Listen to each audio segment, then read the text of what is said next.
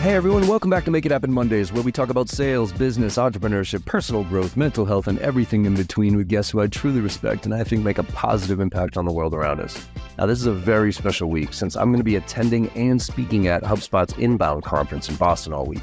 Now, because of this, we decided to do a HubSpot takeover of the podcast with my good friend Russell Bradley Cook, who's actually the Senior App Partner Manager over at HubSpot. And he's going to be talking to some of the leading CEOs in the tech industry about the future of sales and where sales is going, especially in this world of AI. We're going to release these episodes daily, so make sure you tune in and let me know what you think. Let's make it happen. Hi, John. Thanks for the intro. I'm Russell Bradley Cook, and I'm thrilled to be a part of this. As John mentioned, he's at Boston at our annual Inbound conference, and I'm going to be bringing you not one, but 5 episodes this week, featuring the CEOs of top software companies with integrations on the HubSpot's marketplace. They are Seismic, 6sense, G2, Chili Piper, and Typeform, talking about how AI is being used by their sales and marketing teams and in their product, as well as the future of sales and partnerships. Thank you very much for joining us. You can join John and I on LinkedIn with hashtag JBSales and hashtag Let's Make It HubSpot Monday. Let's kick it off.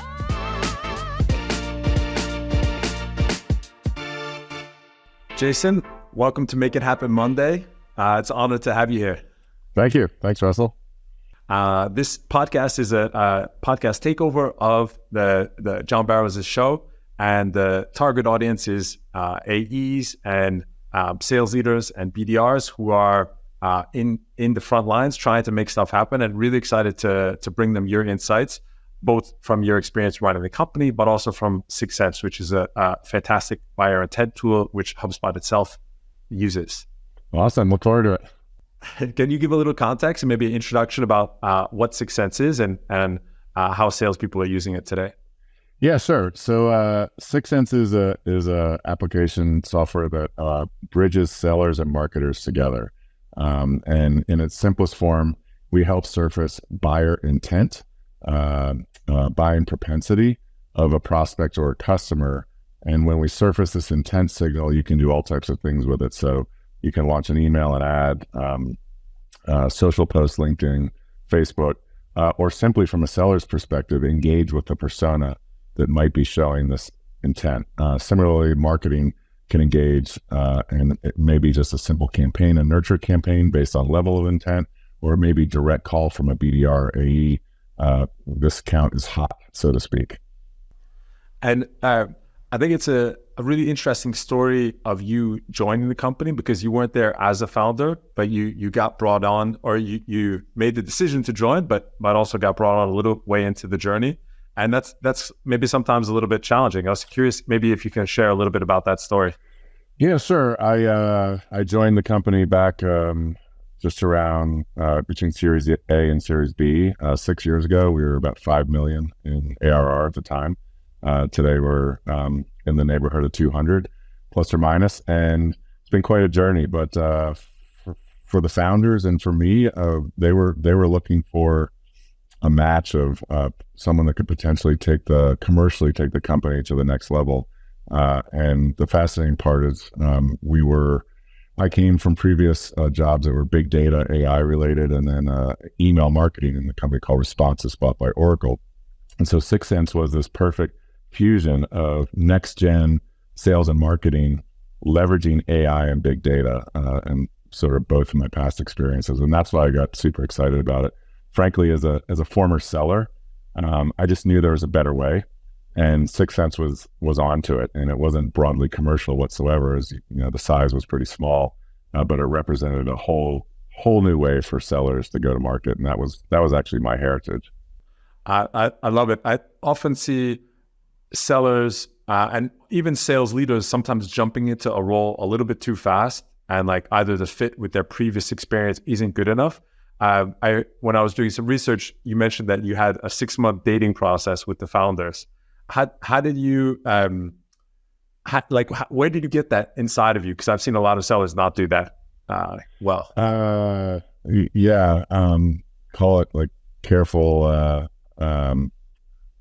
Well, let's see. So, I mean, with anything, in my opinion, it's all about the relationship and chemistry. And so it can be the coolest technology, the hottest thing, the latest, greatest, but if people don't get along, if there isn't a chemical reaction, so to speak, that we see relationships could work, working ways are similar in style, and we actually have something in common that we believe in.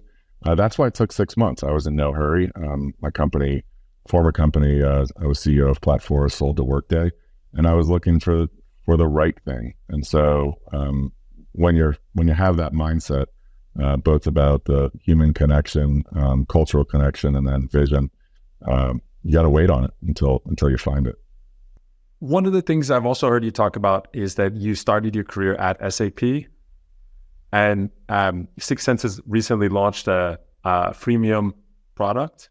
And it seems like a big jump both in the history of Sixth Sense, but also in your personal history to go from like basically the definition of enterprise to a freemium product. Maybe can you talk a little bit about that?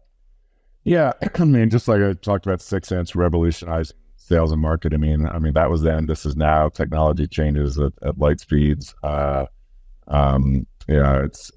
It's not enough to sell a heavy client server solution anymore. I mean, we're in the age of cloud and PLG and freemium. And so, interestingly, our product spans multi-verticals, multi-segments. I mean, we sell the Fortune 100 and we sell companies with 100 employees.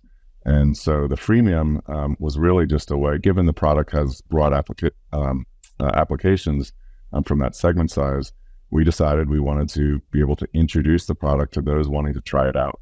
And so that was only 5 months ago. And today we have 20,000 users based on that version. Wow, that's monster.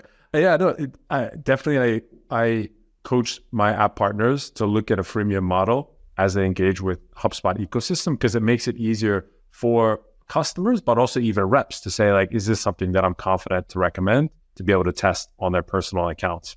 And so that's, but it just personally, it's also a big step. Like that, I see a lot of sales leaders take their previous playbook and basically just change the logo and run it.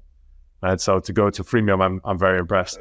Yeah, I think you gotta be adaptable and willing to change. I mean, you can't sit in your old ways. And by the way, I mean, that's one reason why I got so excited about Sixth Sense is you might, previously you might have gotten in front of your prospect through some hosted dinner, a steak dinner or a ball game or something to that effect. Well, I mean, those days are way over. And I mean, you shoot for the last 2 years, COVID, the macro, work from home, people don't see each other like they used to. And so this is just another illustration of what is current. And we leverage huge data sets and web behavior to find prospects and customers and engage help sellers, BDRs, marketing teams engage at the right time when there is actual interest. That's a far cry from thinking that you have a universe of 20,000 accounts and not the rep, but maybe the total company, but you have no idea how you're going to get to them. So this just allows you to use data science, artificial intelligence to sort of lasso the interested prospect. Well, you teed me up nicely. We joke at HubSpot that there is a 5-minute SLA to mention AI in any discussion. So I'm not sure if it's a serious SLA, but I also wouldn't be surprised if it wasn't. Curious, you have been early to AI at Sixth Sense. I wanted to hear a little bit about Sixth Sense's experience with that and maybe some of the mistakes that you see other companies making with it. Yeah. We were, to your point, we started in AI as an AI first company 10 years ago. And so now with the AI being mentioned in every breath, it's sort of laughable to me. I mean, sure, we're all are trying to innovate around it, but I guess the good news is we've been doing it for 10 years and we had our Gen AI product out 2 years ago from that. So what are the mistakes? I think the mistakes are largely the representation to the customer base if you don't communicate what it can actually do or not do. But they are models, it is data, and it's not perfect. So expecting that the result, even in Sixth Sense, might be a perfect answer to what you need to do is unrealistic. The good news is that we're actually helping you sift through lots of data sets that humans can't possibly do. And so in that sense, if you're thinking about as a sales manager, as a sales rep, all these signals that are given off, in fact, we find that in today's selling on the enterprise side, actually in that segment, you need like 12 engaged personas, 12 engaged contacts, and in order to close a deal. And that's gotten bigger in sort of this current macro, which also includes about 120 website visits of the prospect across the personas. Well, that's a lot of signal if you think about it. And this is the promise of what AI can do, is it can help you cull that, it can help you filter and do the stuff that a human honestly couldn't do. We couldn't see those signals if we were just sitting behind our phone and using our Rolodex and sending a few emails. So I think it's, don't expect it to be a miracle worker, don't expect it to be a silver bullet, but it does reduce waste and time in market. It's interesting you mentioned the 12 buyers. As one of the top integrations with our CRM is a company called Org Chart Hub, and they allow you to do a visual representation of the buying committee at the company, and then they overlay heat map in terms of sales activity as well as marketing activity. So you can see, okay, this is the buying committee. Hey, the VP of sales is very active, but like CRO and the head of marketing haven't looked at anything. Likelihood of this deal closing next week, practically zero. And so I love just like sales has been a very specific way for a long time. And I love to see the innovation that you're bringing it and the folks at OrgChart are bringing it to make it more exciting and wouldn't say easier, but certainly we're getting more output from the calories that we're burning. Yeah, I mean, similarly, we're a HubSpot integration partner, and our intent and data signals can show up inside HubSpot for the sellers, so it can help them do their job more efficiently. We have our technology is different than that of what you mentioned, but we have a persona map, and you can see of your target account, who in that persona is engaged, not engaged, how much, what are they engaging with. I call it a digital breadcrumb trail. Like, did they visit a website? Did they open an email? And furthermore, you can actually identify and add contacts that you don't have in the persona map. But it's all around seeing the activity level and helping you engage further with your prospect. In terms of AI, I was wondering if you could share some concrete use cases of how your sales and marketing team are using AI today. Yeah. So, I mean, so we're actually leveraging Gen AI in what we call our conversational email product. And think about Gen AI leveraging that. So as opposed to, and I came from a former world of email, as opposed to a rule-based email system that says, if it does this, then do that, and generally written manually, we actually can feed content from the 6 Sense platform to the email writer, what we call an AI assistant. And the AI bot can send out the email from your outbox, in my name, Jason Zintak, to you, Russell, and the AI generates and works on a cadence that will send, you may not open, you may not be interested in the third try, it does X, Y, Z, and it goes down this route. And then if engaged, when engaged, the conversation carries on via the AI bot. And so this might be 7 to 10 touches that you yourself, or me, if I'm the BDR, did not have to make. It was just set and gone. And then it engages at the right time. There can be human intervention on stage gate based on type of response, but the content flows from there. And the most amazing thing is if you were to review the email trail between you and I, you would have generally no idea that it wasn't me. And it's a huge productivity tool, I love it. Is that available for HubSpot users today? It is. And, interesting enough, like we had another customer, in the early beta of the product, Marathon Health, in 2 months, they generated 22,000 emails and had an open rate of 38%. Normally the open rates are like sub 10. And then it increased their open rate by 55%. And so this is, and by the way, it's highly personalized. So it's different than a broadcast email. So, a rep, a BDR might say, hey, I want to focus on closed lost opportunities and create a category or a segment of only the closed lost that I haven't heard from in 6 months. And you can set this against that category or segment, and it can run without the human intervention. And so this is the big news about it. Is it's a huge productivity tool, and the results are fascinating. And by the way, Marathon Health closed their pipeline gap just using just using 6sense conversational email. And we ourselves had a pipeline gap last quarter, and we increased our pipeline. It was like 13 to 14% of the gap we were trying to fill in quarter, which was shocking. I don't know if it answers the question, but one of the things I've always been wondering about is around automation. And as you kind of take tools and automation, which has historically been in the realm of marketing, and then you put it into the hands of BDRs and salespeople, which HubSpot is definitely a firm believer of, who actually controls those messages? Like, should those automation and that sequences, should that come from marketing, or should the reps be allowed to customize it? And what I hear you saying is neither. This should sit with AI, and this should be personalized at scale. Well, I'd say it's a combo, that answer. And if you, as you pose the original question, you could let reps use it. You could let the marketing department use it. Sort of, it comes down to a fundamental philosophy within your organization. In the sense of conversational email, what happens is that generally the marketing sales department will decide a rough talk track and actually feed the talk track and create templates, and then the AI, the Gen AI, takes over from there. And so that is what the most interesting part is. That's neither sales, marketing, or the BDR. It's just the AI running off of the original template. And so one of the challenges that John has been grappling with on this show, but also BDRs and AEs like everywhere around the world are thinking about is AI going to come in and just wipe out my job?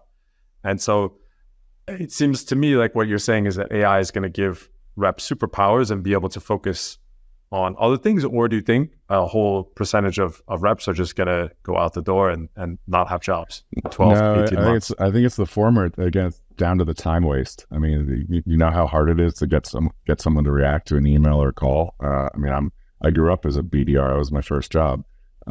Back then they called it inside sales. And it's really just cutting the waste out of the process. Because if they can set and forget a cadence of, to 2,000 accounts, they're only engaging the rep, the BDR, once that email trail shows it's worthy of human intervention. And so it's just so now you're having a conversation with someone who really wants to talk to you, versus getting the sort of cold hangups and no responses, which are none of us like. I'm curious on that. Like, if you were a rep today, if you were going back to your BDR days, if you're working for a company today, like, what would you be focusing on to be able to keep up or to continue to be relevant in 5 years? Leveraging technology that can help you. There are a lot of tools out there. A lot fail on the promise or don't deliver on the promise. Interestingly enough, we set out at 6sense to make sure sellers and marketers were working off one sheet of music or singing off one sheet of music. And historically, everybody's probably been, even today, used to a world where sales and marketing doesn't necessarily agree on how to go to market, or we're not talking about the same data, or the marketers think the sellers aren't following up and the sellers think the marketers are not giving them good leads. This actually bridges it all together. So it's one, marketing operations and sales ops use our software in conjunction with their respective departments to launch an entire go-to-market strategy. And to me, that is the most exciting part about it, is there's no more finger pointing. There's no crossing the aisle. We see the data. We see all the activity. There's no arguing with it. The data is the truth, and it's the simple landscape. So I would say leverage technology for sure. But it doesn't do the job for you. It just helps you do the job better and faster. So you still have to have traditional selling skills, if you will. You still need to learn to, the best seller is a listener, not a talker. When I grew up, that's the thing I learned to do, is listen. There's all types of nuggets in the listening. Oh, by the way, 6sense is a listening tool. We find out pretty much everything that's going on. And it just sort of came to me, but it is. And that's information that we have a saying, know anything, do anything. And so 6sense help you know essentially everything about your target account list, and then you can do anything off of that intelligence data, if you will. Definitely, the best salespeople are excellent listeners. And so it's interesting what you said about 6sense being a listening tool. I'm curious, historically, just for our listeners to understand a little bit of context, how did 6sense go to market for probably just at launch, and then after you joined, and then today? Has there been an evolution, or has it been consistent? Definitely an evolution, but that's because the product advanced. And so we eat our dog food. I mean, we go to market by leveraging 6sense to design territories. We ingest lots of data around a territory, and from that data, we already understood what our ideal customer profile looked like, and then we matched it to the data to say, is what we think it is, match what the data says, and typically the two are not the same, and then you actually refine your ICP, and then you design your territory off that. Then you decide your territories as your individual territories, your segments, stratification, and then you sort of set the software to go. And so we are an account-based, meaning we look at, originally went to market as just dividing up accounts and then setting the software to help us understand buying intent and signals and behavior and people and technographics, firmographics, psychographics, everything, all those get revealed through a 6sense platform. Of course, that wasn't day one. Certainly we have our inbound now. Our motion is a little bit different with the conversational email product I told you about. That can help you either surface inbound or outbound, depending on what strategy you deploy. And so I sit in Europe. I originally grew up in the US, but I was talking to some of the marketers in HubSpot's marketing team here, and they mentioned that the 6sense team is better in Europe than some of the alternatives, US-based alternatives. I'm curious. So, yeah, how do you think about internationalization on this? Our product is fully global. I mean, we're basically all over the world. We will continue to internationalize and look towards local language type stuff. It's not in the software right now. It's applicable. It works. And the way we found that out was just basically our U.S. customers started using it in their international geographies, and then we said, maybe we should go into that market.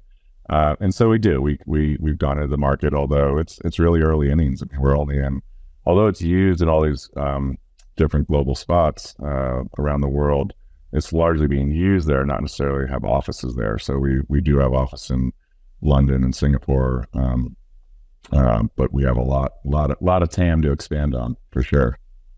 You've been at companies that have been acquired by Oracle, by Workday. You've worked at SAP. It seems like you've had a lot of different experiences and seen different partnership teams.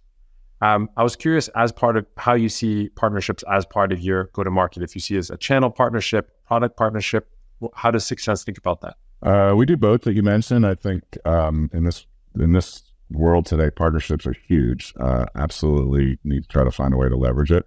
And I think I would say it's sort of stage appropriate growth. I mean, you don't do everything all at once, but and partnerships may take a little bit longer to develop. Again, it's also company and product specific. Depends on what market you're serving, what product you're selling.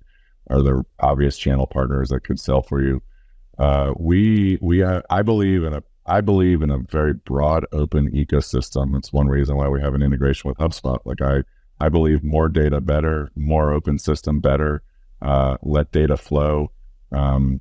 Let competitors be part of your ecosystem, as we have, and ultimately that benefits the customer and it makes the customer experience that much better. So, in other words, don't be afraid to open the ecosystem. And it turns out that's how we get more data as well. The more partners that we integrate with, the more data that flows, the more we all collectively learn, and it allows us to go to market better. We white label our products, so some people are a partner based on using our technology to help their products get better. We have an ecosystem of integration partners, like I mentioned, HubSpot, and we have a bunch of other software vendors that ingest and integrate to help data flow back and forth. We have implementation partners. Are those typically data flows, data partnerships, or like CRM and marketing automation partnerships?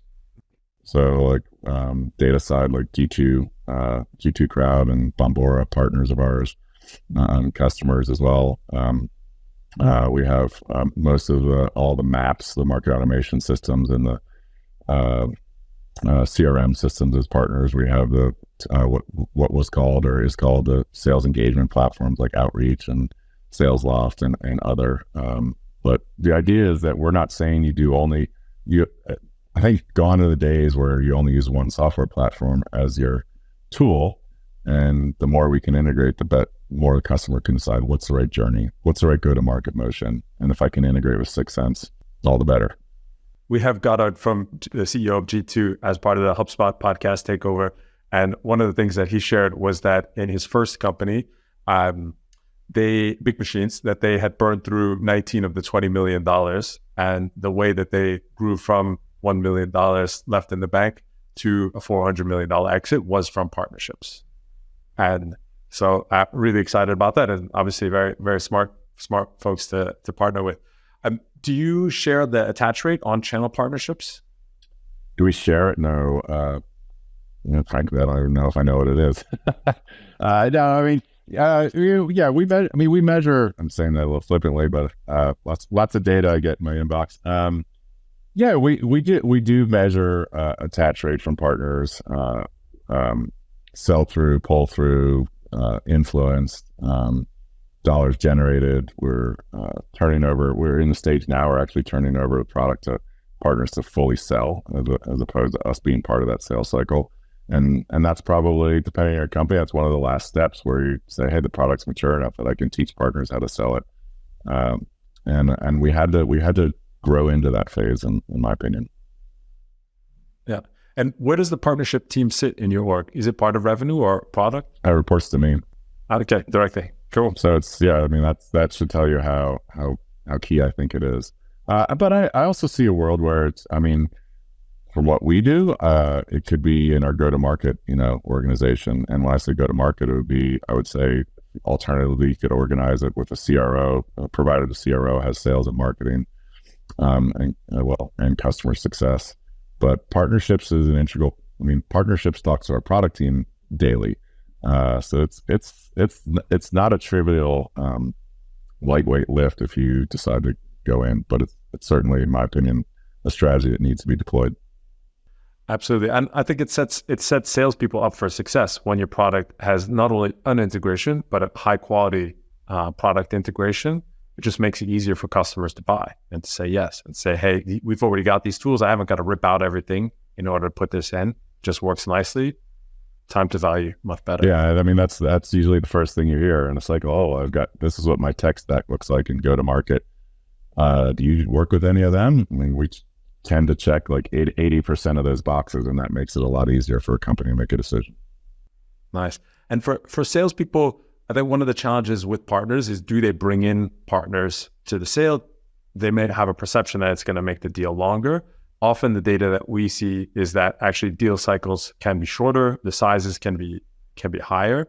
I'm curious if you measure that and if you incentivize your salespeople to bring in partners on deals. Yeah, we do. I don't remember the stats on how effective that is, but what I know as an output of whatever those stats are we look at is that it condenses the sales cycle. Because imagine the world where in their the buyer's tech stack, they've got 3 vendors and they're wondering about 2, and should, let's say, quite often it's hard to understand who does what, like where does one leave off and the other pick up. And so the faster we get that answer collectively to the customer, i.e. the partner, the 2 or 3 partners are talking together with the prospect, then there's no guesswork by the customer trying to figure out who does what. So I think it condenses the sales cycle. Now every seller tends to get nervous that it's going to cannibalize their own sale. The reality is you're just getting to that answer quicker. And so the sale is going to be the sale. And if you wanted to go faster, get everyone to the table. And by the way, it just provides the right value and the right solution. So ignore your commission check, like get the right solution for the customer. I believe it's sometimes a hard message to get salespeople to hear. Do you incentivize your sellers to bring in partners? We have referral agreements. We have commission, joint commission plans, and the whole concept is to grease the skids. Don't make this difficult, make it easy. And like I said, if you're If you're not doing it and you're sort of fighting it, you want to keep everybody out, well, then your sales cycle is going to be 3 times the length. And how about this? How about you get everyone on the same page, you sell together, your sales cycle is reduced, and you just sell more deals. And so, any attrition of the overall deal value, I think, will be made up in velocity and counts at the end of the year. Yeah, I mean, my experience working with HubSpot sellers is that when they join, there was a lot for them to learn about HubSpot. Like HubSpot is number one in G2 for marketing, for sales. And so it's just a very sophisticated product. And so by the time, it's like 9 to 18 months, depending on how much experience, before they're ready to think about integrations and how these integrations really function and when they hit that, they then operate on just another higher level. And I had one call with one of our HubSpot sellers who mentioned 9 integrations on a single call. I listened to that one call on Gong. I just hung up. I was like, guys, going to President's Club, guaranteed. No doubt about it in my mind. Yeah. Yep. I'm curious, do you use data tools like Reveal or Crossbeam as part of either your product or as part of the go-to-market motion? We use both as part of the go-to-market motion. Yeah, and extremely helpful. Extremely helpful because it helps align. In these partner discussions, the number one thing you get to is, hey, let's get your list and my list. Let's see where the crossover is, and then resulting white space.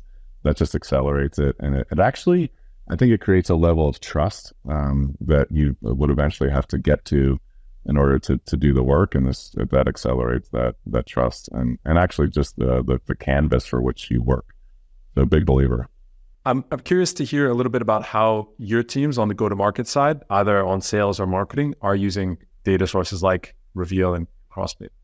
Yeah, it's an active go-to-market motion for us. So it starts with the partner team, and the partner team cascades it down to the respective sellers, and they work it. I mean, they literally work the list. And I think earlier you asked me about partners. So you're a partner of ours and a good one. It's sort of a natural, it's what we do. We ingest the CRM data and then take the 6sense data and push it back to HubSpot. Similarly, we've got other partners you'd ask me about, like SalesLoft and Outreach and G2, and so the beauty is that for those that we have integrations with, these selling teams can really add a lot of value to their prospecting customers. And so that's generally the angle from which they work it. Like, okay, we've got a joint customer. Are they happy? What can we do to make them more successful? We've got a platform of products, multiple SKUs. Not everybody's using all of them. I'm sure our partners have the same. And so that's one. And then for a prospect, it's, hey, I've got a pursuit. You've got a pursuit. So we join forces in this pursuit. We've got an integrated product and likely a better value story to tell. And so I think that's really helpful. And I love, growing up in client server and now being a cloud product. You're forced to get customers to think about the renewal and value every single year. And so I love that. I mean, I love that we have to show up. And so that value story that partners can bring together is key to stickiness, key to renewals, key to upsells, cross-sell. Goddard and I were one of my theories on sales is that closed won does not exist. And it's ironic because it's in everybody's CRM, but when you're in software, there is no such thing as closed won. Like, you will have a renewal, and if you churn that renewal in 12 months, you probably lost money signing that deal. And so Goddard put it down as closed started. So we could start a campaign to see if we could get everyone's CRM stage updated to closed started. I like that. I like the sound of that. In terms of the best sellers, definitely what we see is information and intros going back and forth as part of co-selling motion. But one of the huge pieces the way that I see that co-selling evolving is around influence. And the challenge is some of that is hidden. Like, you don't know how well somebody's going to recommend you. And you talked about 6sense's two-way data integration. I think that's one of the key things. Like, product is a key piece of this discussion. The integration has to be solid and robust.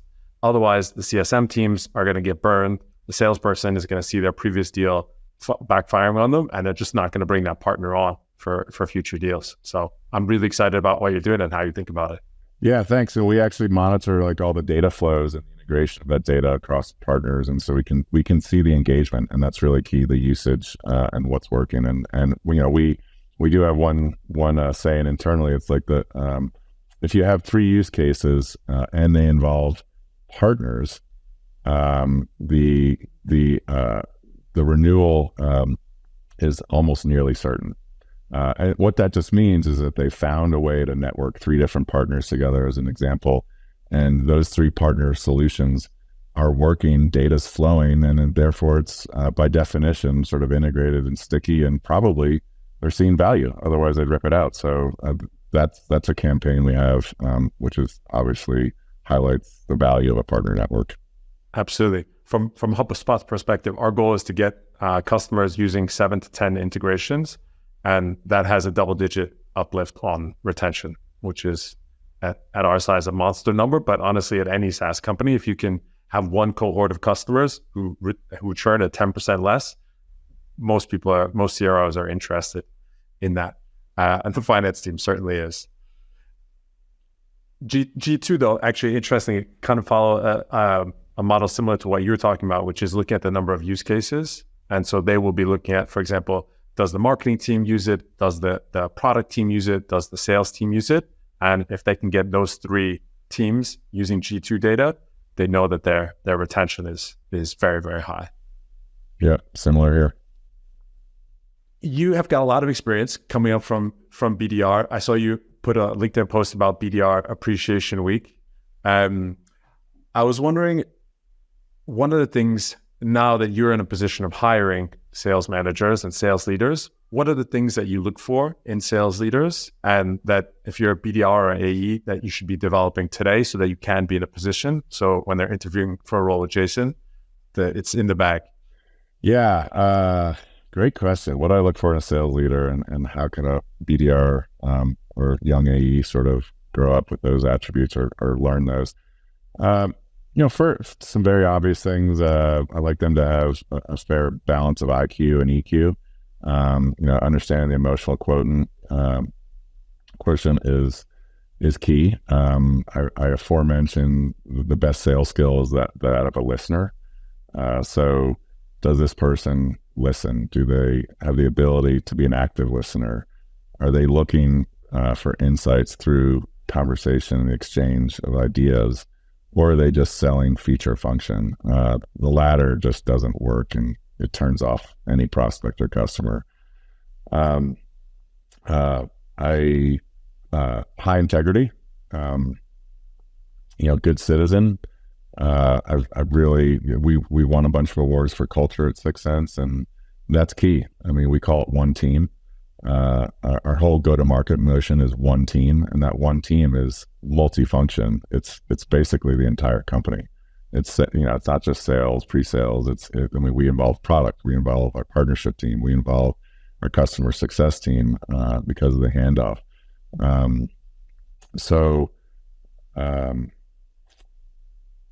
Building on that, somehow a passion. Like, what is their passion? What fires their belly?